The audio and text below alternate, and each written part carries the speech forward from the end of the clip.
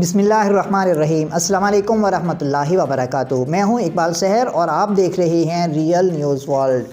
ناظرین، برطانیہ میں ایک افسوسناک سانحہ پیش آیا جہاں یونیورسٹی لیکچرار نے طیارہ چرایا اور اسے کھیت میں گرا کر خودکشی کر لی۔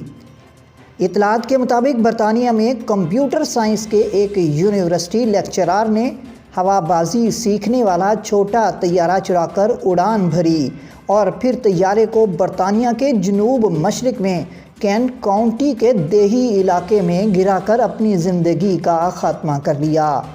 مذکورہ لیکچرار کو اپنے معالج سے یہ معلوم ہوا تھا کہ اسے معدے کا سرطان ہے اور وہ 3 ماہ سے زیادہ زندہ نہیں رہے گا۔ برطانوی اخبار ٹائمز کے مطابق 64 سالہ P H D doctor Christopher Woolard مارچ 2019 سے ہوا بازی کی تربیت حاصل کر رہا تھا۔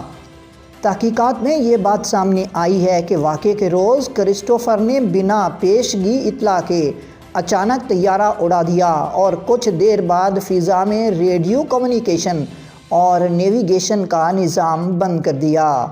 بعد ازاں طیارہ گرا کر اپنی زندگی کا خاتمہ کر لیا۔ اطلاعات کے مطابق کرسٹوفر نے اپنے تربیت کار کو اپنے بینک اکاؤنٹ تک رسائی کا حق دیا تھا تاکہ اڑان میں استعمال ہونے والے طیارے کو پہنچنے والے نقصان کا زر تلافی ادا کیا جا سکے۔ ذرائع کے مطابق کرسٹوفر طیارہ گرنے کے 2 گھنٹے بعد دم توڑ گیا۔